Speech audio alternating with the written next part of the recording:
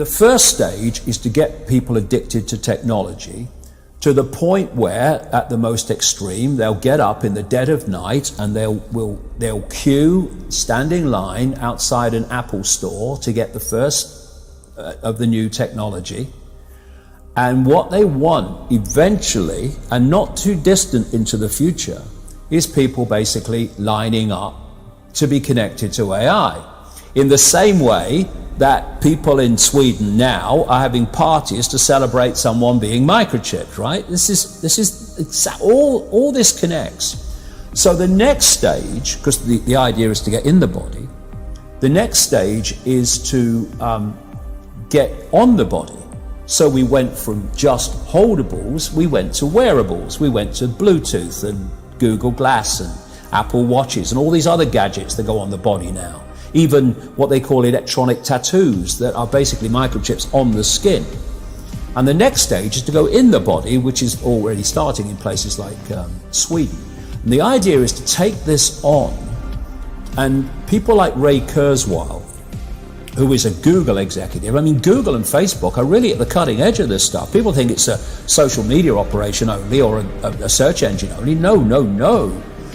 This whole Google group now, which is given the name Alphabet, are absolutely at the cutting edge of this whole AI technology. So is Amazon.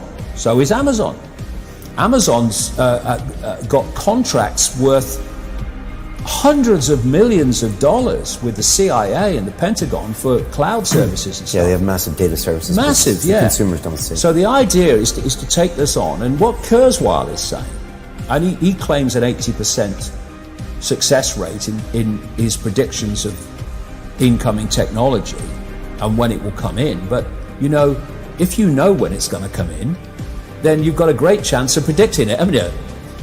It's like if you know when a stock market's going to fall because the people you are connected to are going to make it fall, well, you're going to get out just before it falls, and you're going to get in just before you know they're going to push it up. I mean, you don't have to be, Nostradamus if you know the script. But anyway, if this was his agenda, maybe he shouldn't tell us. Yeah. Or is it so clever that he's telling us? No, this is why he's telling us. It's the sales pitch. Okay.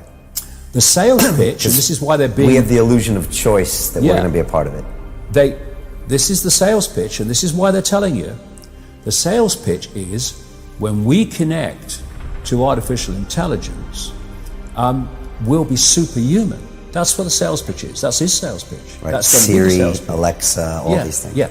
Well, I'll come to them in a second. They're very, very interesting, very important. Okay.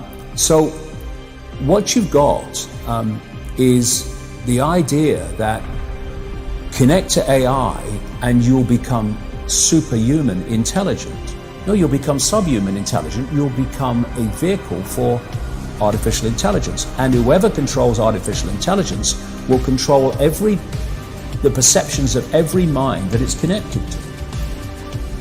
And that's the sales pitch, but then that's the reality of what it really means. Now, if you're going to make a physical connection with AI, you're not going to do that on a mass scale until you've made a psychological connection.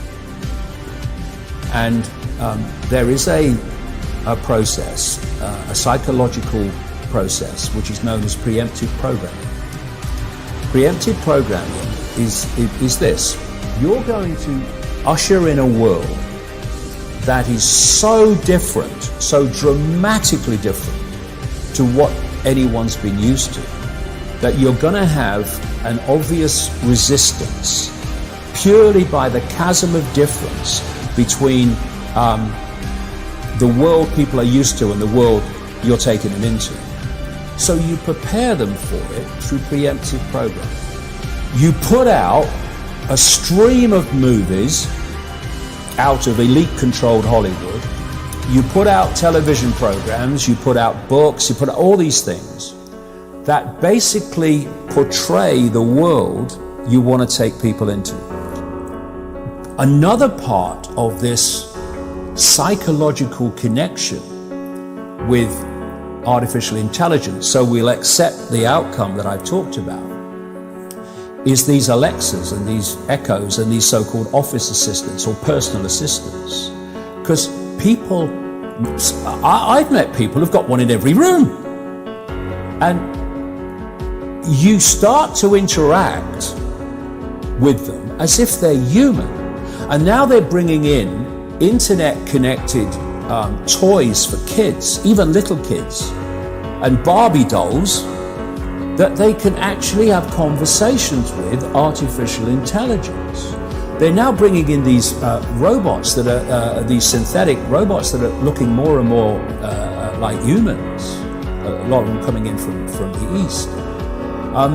And this is a whole psychological process of familiarizing us with artificial intelligence, to getting people to interact with it until it becomes the most natural thing in the world. Well, is this a positive thing? What if it makes us live better lives? Could it be?